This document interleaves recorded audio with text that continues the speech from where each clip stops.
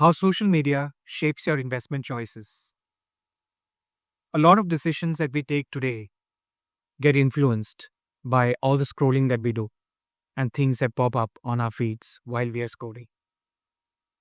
Whether it's using Twitter or X for the latest breaking news, or whether you're following someone on LinkedIn for their views and thoughtful comments. It is very important to understand that a lot of what you're doing today in investing and elsewhere is getting driven by some of the social media elements. Let's talk about some of the common things that we come across. Number one, venture capital opportunities. There's been a huge surge in startup investing that has taken place. And very often you will find very glitzy presentations on how you need to invest in the next big startup because that's where all the money is going to get made.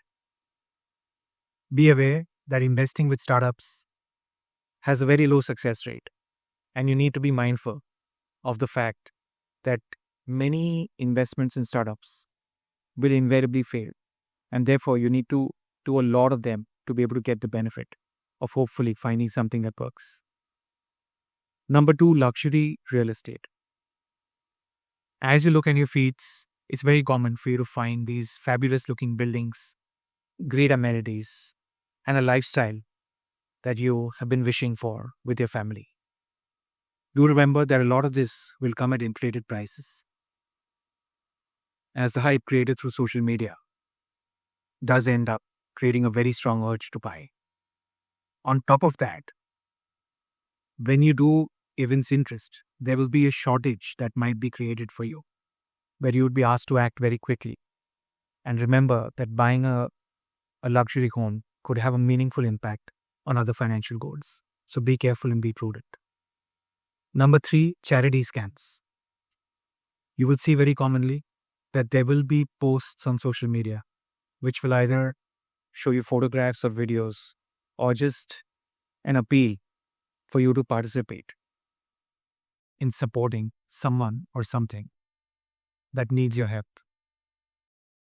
Do your own due diligence before you support that cause, because you don't want to get caught with someone defrauding you. And as a result of that, whenever you support causes in the future, you are now hesitant to do it simply because you got defrauded. Number four, remember that luxury lifestyle could lead to unnecessary spending. You will see a lot of influencers showcase their luxurious holidays, the way that they're spending on luxury goods, etc. Remember that many of them may be paid to do this. And what you need to ensure is that as a result of these luxury buys, you're not actually ending up compromising the financial future. So how do you avoid falling into these traps? It's much easier for me to tell you just stay away from social media, but I know that's not going to happen. So therefore, what we would suggest is, number one, check credibility. If you are going to buy on the basis of someone saying something or a company saying something, look at their history, look at their track record. If it is an individual, ensure that they are licensed, certified, and have the skills required to be able to give you that advice. Number two, stick with a financial plan.